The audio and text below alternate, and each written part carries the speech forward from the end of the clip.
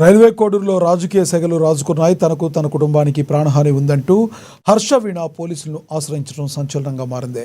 MLA అరవ Sridhar, TDP నేత రూపానందరెడ్డి నుంచి తనకు ముప్పు ఉందని ఆమె తీవ్ర ఆరోపణలు చేశారు.